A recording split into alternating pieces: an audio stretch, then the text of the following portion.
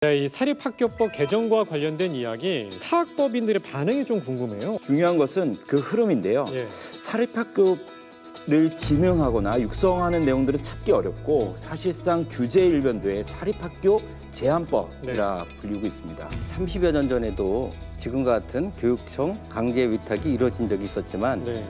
교사들의 정체성의 갈등으로 말미암아 강제 위탁이 시행된 2년에 그친 것이 아니라 그 교사들이 정년 퇴임할 때까지 30여 년간 교육사에서 갈등으로 계속되어 왔습니다. 네.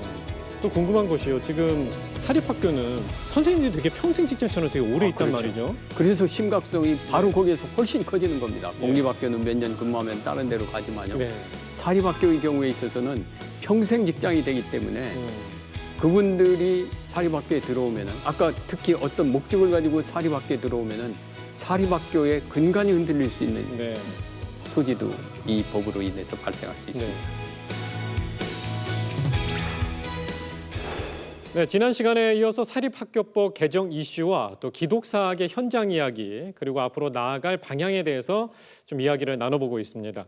자, 이 지난달에 기독사학 비전 선포식이 있었다고 하는데요. 이 현장에 저희 CGN TV 취재 기자가 다녀왔습니다. 현장 영상 보신 후에 계속해서 이야기 나눠보겠습니다. 사학법인 미션 네트워크와 한국교회 총연합이 공동으로 주최한 기독사학 비전 선포식이 경신중고등학교 언더우드 기념관에서 열렸습니다. 사립학교법 개정 등으로 기독사학의 정체성 실현이 어려워지는 가운데 기독사학의 정체성 수호와 기독교 학교 발전을 위한 비전을 발표하고 학교법인과 여러 교단이 연합을 다짐하는 시간으로 마련됐습니다. 먼저 기독사학들은 사회적 책무를 다하기 위해 기독교 학교 자정위원회를 구성했습니다. 자정위원회는 기독사학법인의 윤리강령을 제정해 윤리 수준을 높이며 잘못된 부분은 시정하고 모범적인 법인에겐 표창하겠다고 밝혔습니다. 이를 위해 교계, 법조계, 교육계, 시민단체 영역의 위원을 선임해 본격적인 활동에 돌입했습니다. 누구에 대해서, 사회에 대해서 우리의 권리를 주장하는 것을 주목적으로 삼고 있지 않습니다. 반면에 우리 내부적으로 우리가 마땅히 해야 할 사회적 책무가 무엇인지를 찾으려고 합니다. 권리를 주장하기보다는 의무를 더 먼저 생각하려고 합니다. 이외에도 사립학교법 개정 법률안에 대한 헌법 소원, 6월 교육감 선거 유권자 운동, 기독 언론과의 적극적인 협력 등 앞으로의 계획을 밝혔습니다. 비전 선언서 발표를 통해선 사학이 의심과 불신, 통제의 대상이 돼버린 현실에 큰 책임감을 느끼며 교육의 소금과 빛이 되겠다는 입장을 전했습니다. 학교는 공적인 책무를 가지고 있기 때문에 그 운영이 무엇보다 투명하고 공명정대해야 합니다. 무엇보다 기독교 학교는 교육의 빛과 소금이 되어야 할 마땅한 책임이 있는 바, 우리는 기독교 학교가 교육 현장의 청렴성과 투명성을 제고하는 모범이 되어 교육의 신뢰를 회복할 수 있도록 책임을 다하겠습니다. 또한 기독사학과 한국교회의 새로운 협력체계 구축을 통해 적극적인 협력과 지원을 추진하겠다는 비전도 제시됐습니다. 우리는 1교회 1학교 운동을 통해 지역교회와 기독교 학교를 연결하고 전국의 기독교 학교가 주어진 교육적 사명을 감당할 수 있도록 적극적인 지원 체계를 구축하겠습니다. 법과 제도의 도전에 직면한 기독사학, 기독사학의 정체성 수호와 앞으로의 비전 실현을 위한 한국교회와 성도들의 기도가 절실한 시점입니다. 교육의 빛과 소금이 자, 이 기독사학 비전 선포식 영상을 좀 보셨는데, 자, 이 직접 준비하시고 참여하신 분들의 이야기를 좀 들어보고 싶습니다.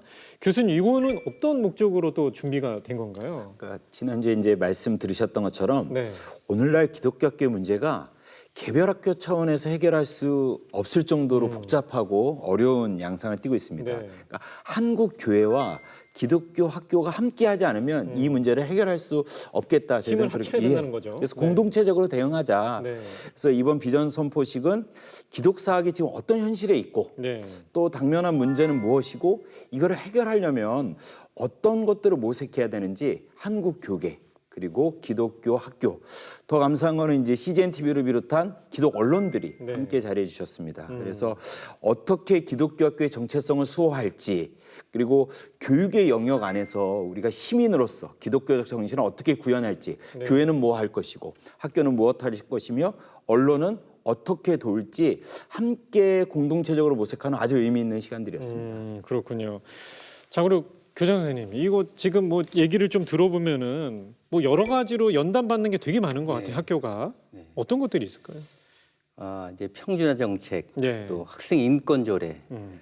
차별금지법 이러한 사항들로 인해서 너무 많죠. 기독사학들이 네. 정체성을 지키는데 많은 어려움이 있습니다. 예.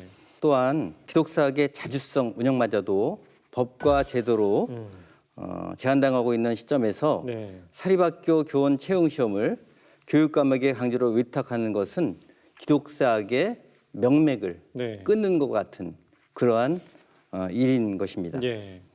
기독사학을 지키고 학원복음을 통해서 믿음의 다음 세대를 이끌어갈 제자를 세우는 것은 기독사학을 지키기 위한 것만이 아니라 네. 우리나라를 지키기 위한 것입니다.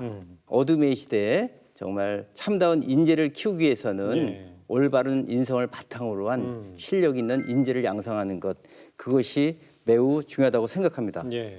저는 개인적으로 그동안 무릎 꿇고 기도하면서 예. 이 사학법 제정이 제정되지 않도록 간절히 기도했지만 네. 이것이 제정됨으로 인해서 이제는 힘을 뭉쳐야겠다. 네, 네. 사학법인 미션 네트워크와 함께 정말 이 땅에 지각 있는 많은 사람들과 네. 믿음의 신앙인들이 정말 같은 마음과 같은 뜻으로 힘을 합친다면 이 모든 문제가 해결되리라 생각합니다. 그래서 비전 선포식이 어떻게 보면 정말 의미 있는 좀 시간이었던 것 같은데 이 자정위원회라는 게 있습니다. 이 오늘 어떤 역할을 하는 거죠? 이제 저는 기독교 학교의 위기가 두 가지 요인을 갖고 있다고 생각합니다. 예. 그러니까 내적인 요인과 외적인 요인.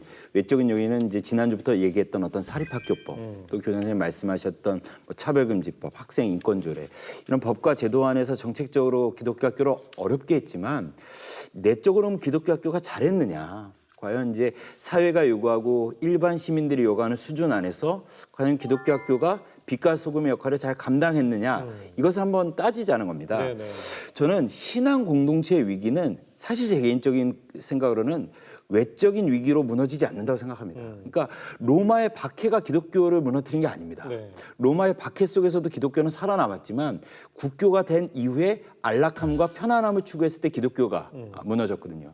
그러니까 외적인 결코 신앙 공동체는 외적인 것으로 인해서 무너지지 않는다가 제 개인적인 생각인데 네. 그렇다면 지금 이렇게 기독교 학교가 어려운 것이 법과 제도의 위기 때문에 촉발되느냐? 네. 아닐 수 있다라는 겁니다. 우리가 빛과 소금의 역할을 정말 잘 감당했다면 아마 법과 정책이 더 어려워지더라도 네. 수많은 사람들이 기독교 학교를 지켜줬을 겁니다. 그런 부분에 있어서 우리의 시작점은 우리의 마땅한 권리를 얘기하기에 앞서서 우리가 의무를 다하지 못했다. 우리에게 요구됐던 청렴과 결백과 빛과 소금의 역할을 철저하게 우리가 잘 감당하지 못했던 우리의 연약함을 고백하자. 네. 거기가 우리의 시작점이다. 그래서 그것을 이끌어갈 자정위원회를 구성했고요. 그러면 기독교 학교가 어떤 역할을 해야 되는지 그런 윤리강령을 이제 세워서 이제 지침을 마련하려고 합니다. 예. 외부에 어떤 압력이 있더라도 기독교는 무너지지 않으니까 그 안에서 자정을 해서 힘을 더 키우자는 어떤 그런 얘기가 될 수 있겠네요. 네, 그렇습니다. 네. 자, 그리고 비전 선포식의 이 사립학교법 개정 관련해서 헌법소원을 추진 중이라는 좀 얘기를 들었습니다. 사실 헌법소원은 저희가 미디어를 통해서 많이 좀 들었던 내용이고 또 그 안에서 이 사학법인 이 미션 네트워크에서 진행하는 헌법소원은 또 어떤 건지 이게 궁금한데 재무관님께서 설명 좀 부탁드릴게요. 먼저 이 헌법에는 헌법재판소에 5가지 기능을 부여했습니다. 지난번에 있었던 대통령 탄핵 같은 탄핵 심판, 통진당 해산과 같은 정당 해산 심판, 예. 그 다음에 위헌법률 심판, 예. 헌법소원 심판, 그다음에 마지막에 권한쟁의 심판 이렇게 5가지 권한을 부여하고 있습니다. 네. 지금 저희가 문제 삼고자 하는 것은 그 헌법소원 심판을 청구하려고 하는 건데요. 헌법소원 심판이요. 네, 그 헌법소원 심판이라고 하는 것은 국가의 공권력에 의해서 국민의 기본권이 침해됐을 때 그때 그 기본권을 침해받은 사람이 제기할 수 있는 예. 권한입니다. 국가의 공권력에는 그 국회 입법권도 포함되는 겁니다. 네. 입법권 자체도 하나의 공권력이 되는 거고요. 또 국민에는 사립학교 법인, 학교법인과 같은 이 법인도 포함되는 겁니다. 네. 그래서 우리가 이번에 제기하는 헌법소원은 지금 국회에서 개정한 사립학교법이 사립학교 운영의 자유, 예. 그리고 학부모들의 자녀교육권, 그리고 학생들의 학습권 내지는 인격권, 그리고 이런 것들에 의해서 종교의 자유, 직업의 자유 이런 것을 침해했다고 그래서 네. 저희가 헌법소원을 지금 준비하고 있습니다. 지금 이게 헌법소원이 만약에 했는데 잘 되지 않으면은 진짜 이 사학법이 움직이게 되는 거잖아요. 네. 그때는 어떤 문제점들이 있을까요? 세 가지 단계입니다. 먼저 교원을 채용할 때 실질적으로 교육감이 원하는 대로 채용할 수 있고요. 네. 그 다음에 교원이 자기의 뜻에 반하면은 징계를 할 수 있어서 학교로부터 배제시킬 수 있고요. 그 다음에 그 교원 징계를 반대하는 사람이 있으면은 그 이사장을 퇴출시킬 수 있는 법을 만들어 놨습니다. 네. 이런 법은 사학의 인적 구성을 갖다가 통제하고 그 교육감에 의해서 장악할 수 있는 그런 법을 만들어 놓은 겁니다. 네, 네. 우리가 여기에서 이제 눈여겨봐야 될 것이 어떤 문제가 있냐면요. 그 요새 많이 문제가 되는 차별금지법이다, 평등법이라든지 이 법이 들어오면은 원칙적으로 그 이행강제금이라든지 징벌적 손해배상을 교사라든지 이런 분들한테 예. 이제 할 수가 있거든요. 그런데 더 나아가서 이제는 이 법에 의해서 신분까지도 박탈할 수 있게 됩니다. 어떻게 그러면은 우리 기독교적인 가치를 예. 어떻게 지켜낼 수 있겠어요? 네. 자, 이 재판관님께서 이 헌법 소원과 관련해서 좀 많이 얘기하고 또 문제점에 대해서 좀 말씀을 해주셨는데 교수님께서도 이 사학법 미션 네트워크와 같이 이제 발맞춰서 가고 있잖아요. 어떤 준비들을 지금 하고 있나요? 그러니까 사립학교가 국공립학교랑 구별되는 본질적 요체가 뭐냐? 대법원 판례가 자율성입니다. 네. 자율성이 있기 때문에 사립학교거든요. 근데 이 자율성은 그러면 구체적으로 뭐로 구성되어 있느냐? 5가지를 얘기합니다. 네. 교육 과정을 편성할 수 있어야 된다. 그리고 학생을 선발할 수 있어야 되고 교사를 권하 기념에 맞춰서 선발할 수 있는 교사 선발권. 그리고 등록금을 어떻게 책정할 수 있는지에 대한 등록금 책정권. 네. 그리고 기독사학의 거버넌스를 어떻게 구성할 수 있는지. 그러니까 네. 이사회 구성에 관련된 이 5가지 권한을 이야기하는데요. 네. 이미 평준화 정책을 통해서 교육과정 편성권, 학생 선발권, 그리고 등록금 책정권이 없어졌습니다. 예. 그리고 예전 사립학교법을 통해서 이미 사학법인의 이사 구성에도 개방이사가 들어오기 시작했습니다. 마지막 남은 것이 교원 임용권이었는데요. 이번 21대 국회가 그 교원 임용권을 사실상 박탈한 겁니다. 그러니까 사립학교의 자율성을 구성하는 5가지 요소가 사라졌고 네. 사람들은 사실상 사립학교의 종말의 시대가 왔다. 이렇게 얘기하고 있는 것입니다. 그래서 미션 네트워크는 내적인 갱신도 필요하지만 외적인 부분에 있어서는 단호하게 대응하겠다. 네. 그래서 5가지 원칙을 정했는데요. 네.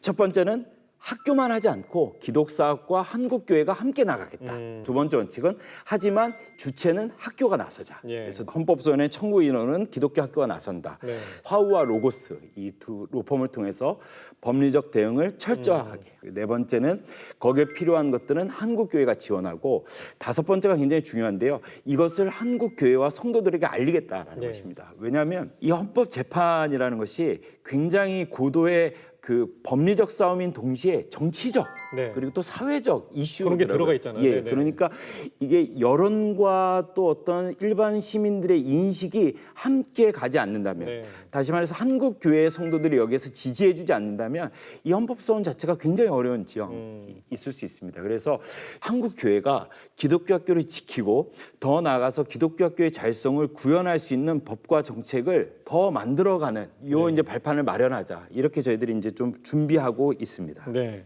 어떻게 보면 기독사학이 이렇게 조금 연합을 해서 힘을 좀 모으는 거가 되게 중요할 것 같은데 기독사학의 이 교장 선생님으로서 앞으로의 계획은 어떻습니까? 앞에서 말씀드렸듯이 승덕학원의 교육은 네. 대학 입시를 보내는 그 교육이 아니라 생명을 살리고 영혼을 살리는 교육인데요. 아이들이 3년간의 교육 과정을 통해서 감사하는 마음이 있고요. 어떤 상황에서 긍정적이고 적극적이고 그런 행함들이 있었습니다. 네. 그러다 보니까 승도교구의 학생 구성원의 70%가 넌 크리스찬입니다. 예. 그럼에도 불구하고 학부모님들은 승도교구를 보냈더니 아이들의 생각이 바뀌고 가치관이 바뀌고 행동도 삶이 바뀌고 네네네. 그래서 우리 교수님이 말씀하신 것처럼 기독교 학교를 든든히 세우기 위해서는 모든 기독사학들이 누구나 보내고 싶은 학교, 누구나 오고 싶어하는 학교로 만들기 위해서 교사들이 사명감을 가지고 학생들을 위해서 최선을 다할 것 같고요. 네. 학생들의 꿈과 비전을 실현하기 위해서 노력해야 할 것 같습니다. 앞에서 말씀드린 그 자정운동에 대해서도 학교장으로서 교사 채용에서의 공정성의 시비가 붙지 않도록 노력할 것이고요. 또 재정의 문제 이런 것들이 문제가 되지 않도록 투명하게 운영할 그런 생각을 갖고 있습니다. 네. 우리 선교사님들과 믿음의 선조들이 가졌던 그 운동을 모든 기독사학들이 그런 마음으로 다시 세운다고 한다면 네. 기독사학들이 다시 세워질 것 같고요. 그래서 그곳에서 믿음의 아이들이 오므로 인해서 학원 복음화가 저절로 일어나고 학원 복음화를 통해서 학원 제자화가 일어났으면 좋겠어요. 그래서 믿음의 다음 세대를 이끌어갈 제자들을 키우는 그런 학교가 될 수 있도록 최선을 다하겠습니다. 네. 자, 그럼 교수님 이 사학법인 미션 네트워크에서는 앞으로 어떻게 이제 진행할 거예요? 이제 기본적으로는 헌법소원은 헌법소원대로 철저히 준비할 거고요. 예. 그래서 그 안에서 기독교 학교의 자율성이 만들어질 수 있는 모판이 될 수 있도록 그리고 이것에 그치지 않고 더 많은 정책들을 촉발시킬 수 있도록 저희들이 이제 계속 그런 부분에 연구들을 해 나갈 것이고요. 네. 말씀하셨던 것처럼 기독교 학교의 갱신과 발전은 반드시 함께 가야 합니다. 그러니까 기독교 학교가 그 자리에 머물러 있으면 사실 부모들이 보내고 싶은 학교가 돼야 되거든요. 그렇죠. 학생들이 가고 싶고 네. 학교들을 긍지를 갖는 학교가 되려면 저는 지원과 협력이 절대적이다라는 생각이 필요하다고 생각이 들기 때문에 이번 저희가 비전 선포식을 통해서 1교회 1학교 운동을 선포했습니다. 예. 다시 말해서 자정위원회의 어떤 윤리강령, 이 헌법소원을 통한 기독교학교의 정체성 구현에 적극적으로 동참하는 기독교 학교는 한국교회가 함께하면서 지원하고 기도하고 또 많은 것들을 도와줘서 저 학교 정말 가고 싶은 학교구나, 정말 좋은 학교구나, 교육을 잘하는 학교구나 네. 이런 인정을 받을 수 있도록 이런 어떤 협력 체계를 만들려고 저희들이 지금 연구 중에 있고 네. 그럴 계획들을 갖고 있습니다. 예. 마지막으로 또 하고 싶은 말 있으면은 뭐 이렇게 자유스럽게 말씀해 주시죠. 예, 지금 현재는 학생 수가 급감하고 있습니다. 예, 그런 상황 속에서 과거에 사립학교가 공립학교를 좀 대체하는 그런 기능으로부터 이제는 좀 자유로워질 수 있습니다. 그렇다고 한다면은 정부의 사립학교에 대한 지원보다는 이제는 그 학생이나 학부모에 대한 지원으로 바꾸는 방법, 즉 바우처 제도를 이제 시행하는 것이 필요하지 않나. 네. 그래서 사실 이제 그 지금 현재 보면은 어떤 문제가 있냐면은 정부가 그 보조금을 주는 걸 가지고서 사실은 사립학교를 통제하고 있습니다. 그런 거로부터 자유롭고 또 헌법에 있는 국민의 기본권을 보장하는 측면에서 오히려 국민들한테 보조금을 지원해 주는 겁니다. 그 예산 범위 내에서 똑같이 하면 되는 거거든요. 네. 그렇다고 한다면 국가 예산도 더 들어가는 것이 아닙니다. 그러면은 학생 또는 학부모들이 자기가 원하는 학교를 지원하는 그런 시스템으로 이제는 변화하는 이런 네. 것은 이미 우리나라의 유치원에서는 도입돼 있습니다. 이런 점을 참조해서 정말 국민의 기본권이 보장되고 그러면서도 학교 비리를 척결할 수 있는 그런 방안이 모색됐으면 하는 그런 네. 바람을 가져봅니다. 알겠습니다. 자, 이 1부와 2부에 걸쳐서 이 사립학교법 개정 이슈와 이 기독사학의 현실 그리고 앞으로 이 나아갈 방향에 대해서 좀 이야기를 나눠봤는데요. 우리나라 근대 교육의 휴시가 된 기독사학이 이 기독교적 정체성을 잘 지켜나가서 앞으로도 좋은 인재를 정말 많이 양성할 수 있는 장이 마련되도록 여러분들의 많은 관심과 기도가 꼭 필요한 것 같습니다. 오랜 시간 말씀 나눠주신 함승수 교수님, 그리고 박상익 교장 선생님, 안창호 변호사님, 오늘 말씀 고맙습니다. 고맙습니다. 고맙습니다. 네, 기독교적 가치관을 바탕으로 사회 변화의 중심에 섰던 기독교 사립학교.